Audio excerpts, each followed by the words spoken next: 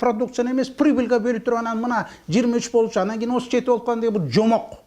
Бул конкретный жомок, бул бана басня, Крыловдун баснясындай да. Анан кийин ошон үчүн ошону иштеш керек болчу ошо менен. Макул болуп атпады беле. Макул болгондо бул прецедент болуп калмак. Бул тиги Кумторго үлгү болуп калмак, башкаларга үлгү болуп калмак. Момундай иштеп аткан турбайбыз биз. Эмче мындай иштейбиз? Давайте мындай. Законду мыйзамды ошого ылайык. Жок, ал кереги жок болчу биздин жетекчилерге. Аны жокко чыгарыш керек болчу. Анан кийин эмне болду? Анан кийин эле кетирип салбады муну. Фабрика салган инвесторду кетирип салып атпайбы? Кеткиле. Кереги жок бизге. Силер тигини буздуган, муну буздуган, эчтекени бузган эмес. Именно ошол жанагы продукцияны бөлөбүз деген пункт мына ошону айткан сөзү мына ушул болду буга. Ошон үчүн кетирген деген казак эмеге барды, Өзбекстанга барды, Ислам Каримов менен сүйлөштү, түшүндүрдү, шарттын баарын түшүндү. Тиги текшерди, бул эме деген фирма. Атагы бар фирма экен. Тажрыйбасы бар экен, тарыхы бар фирма экен. Тарыхы бар үчүн тиги Тони Блэр, премьер-министр, Великая Британиянын премьер-министри, мындай супер державада, ошонун премьер-министри биздин президентке кат жазып атат. Каттын копиясы турат менде. Кат жазып атат. Бул антпек элесиздер, бул атагы чыккан тарыхы бар фирма. Мунун артында Ротшильд деген золотой добывающий магнаттар турат. Анын тарыхы 150 жыл. Окуй, антпек элесиздер, силерге жашка пайда болот муну деп туруп рекомендация берип атат премьер-министр. Кана азыркы берген рекомендация? Жана Кумторго берген Канадан премьер-министр рекомендация берип атабы? Же болбосо тиги Жерүйдүн эмесине рекомендация берип атабы? Кана? Андай жок. Ошондой рекомендация берген, ошондой кадамга баргандан кийин бул демек бул чынында эле ошондой брендовый фирма болуп келгенде, бизге чоң инвестор келгенде. Жок, ошону мына окус дегенде азыр алып кетти. Мен муну баары Лондондо иштеп жүргөндө бул техникасын, бул деталдын баарын изучать этип билгемде. Азыр Өзбекстанда казып эметет. Алар жанагындай өлчөм менен казат. Мындай өлчөп продукция мына, бул сеники, бул меники. Анан кийин жыл өткөн пам, азыр бүтүп калса керек, бүтөйүн деп калса керек. Эми узартпаса эле. Анда ошо мөөнөт бүткөндө кетип калат болду. Оборудованиясы калат, ага чейин тиги жанагы адистерди даярдайт адистерди даярдап туруп, өзүнүн адиси, өзүнүн, анан кийин инвестор жок, уже бөлүшпөйт, кереги жок, 100% өзүнө калат да, болду. 20 жылга болот, 15 жылга, ар кандай, 10 жылга. Мына ошондой тартип менен иштеп атат. Бизде ошондой тартип менен иштейин деген ону иштетпей койду. Мына ошол күнгө чейин Жерүй казылбай атат. Казылганда азыр казабыз деп атат. Жерүйдү казабыз дегенде жанагы эле модель менен казабыз деп атпайбы? Жанагы эле прибыль, жанагы эле мыйзамдын негизинде. Ошон үчүн мыйзамды өзгөртүшүбүз керек. Муну мен канча жолу айттым булар мыйзамга. Депутаттардын эмесине кезигиптер мындай айттым, айланайындар. Мону ойлосоңор болот. Муну Каныбек Иманалиевге деле жана Жанар Акаевге депутаттар, биздин продвинутый депутаттарды айтып атам да, эчитмесең макул деп башы кеп койшот, туура, байке туура айтып атасыз дейт. Мына иш кылган демилге жок. Демек андай депутаттан, андай парламенттин кереги жок. Ошондой демилге жасай турган, ошонун баарын тең иретке келтире турган, Кыргызстандын пайдасына иштей турган, мыйзамды чыгара турган депутаттар керек да, парламент керек да.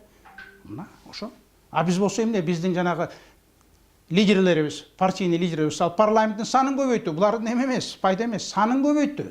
75 болчу, 90 болчу, ал да аз болуп, анан 120га жеткирди. Булардын оюна койсоң булар 250ге жеткирет. Айтат да учурунда ошондой болгон 350 иштен турган парламент ошого кереги 150ге жеткирет. 350 деген бул кармушка. Партийный кассага кармушка бул. Аны муну айтыш мында тажап бүттүк. Муну элдин баары деле айтып атат эметкиле. Анан жана демилге кылып атат, демилгеде парламент өзгөртөлүк минтеликтер конкретно эме жок а жерде. 3-4 суроону коюп коюптур. Референдум кой 3-4 суроо менен чыкпайт, референдум эки эле суроо болот. Ошондо бир эле суроо коюш керек. Кайсыга макулсуз? 120 кишилик парламенткеби же 75 кишилик парламенткеби? Жанагындай түрү менен эки смешанный деп коет.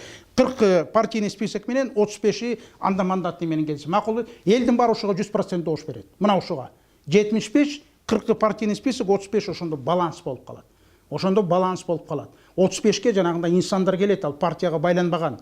Көп инсандар бар да бизде партияга байланып. Барбайт да партия. Эмнеге партияга барыш керек болду? Милдетпи партияга баруу? Мына ошондой болот. Ошого ан жок, андай опять жанагындай размазанный кылып атат да. Чаржайт кылып эле жанагындай тигиндей мындай биз кыймыл деп. Кичине ойлоnuш керек да анын баарын тең. Конкрет. Анан кийин парламенттик бизде болобуз. Анан кийин президенттик. Бизде эгерде парламент шайланса, бул парламенттик болот. Бир эле парламент шайласа. Президент шайланбаса, анда парламенттик болот. Эгерде президент менен парламент шайланса, эл шайласа, анда эч качан парламенттик да болбойт, президенттик да болбойт, президенттик парламенттик болот. Эки болот. Эки президентский парламентский, же парламентский президентский деп коесу, кимиси күчтүүрөөк болсо ал кеп анда эмес. Жомок көп бизде. Жомок көп. Жомокту көп айтышат биздин эксперттер да, биздин саясатчылар да, артында жомоктун артында жанагындай иштер. Мына 10-жылы эл үмүттөнүп, мондай конституцияны өзгөртүш керек, эмес керек, макул деп туруп, добуш берип, конституцияны Үмөталиева айтып атпайбы тиги. Токтайым Үмөталиев катышып турду, кашаны украли дейт, ошол конституциянын текстин украли дейт, башканы коюп койду, проектти чыгарып койду, эл шайлап койду ошого дейт. Эл ошону күтүп турбайбы? 120 депутатты күтүп турбайбы? Жок, аны күткөн жок да, бирок ошого эме мажбур кылып койду, шайла деди, шайлады, добуштар жасап койду, болду. Азыр мына жашап атабыз. Эмне? Конституцияны уже өзгөрт. Эмне үчүн өзгөртүп албайбыз? Биз канчалык конституцияны өзгөрттүк? Азыр референдум коюш керек, референдум коюп туруп өзгөрүш керек. Мындан ары андай кылбасын деп туруп. Керек болсо жанагы недра деген закон жана мыйзамдык ошону референдум менен эметип бекитип коюш керек конституцияга. Конституцияга бекитип коюш керек. Уран казылбайт эч качан. Алтын боюнча жанагындай генералдык соглашение менен продукцияны бөлүштүрүү менен казылат. Только ошондой жол, башка жок.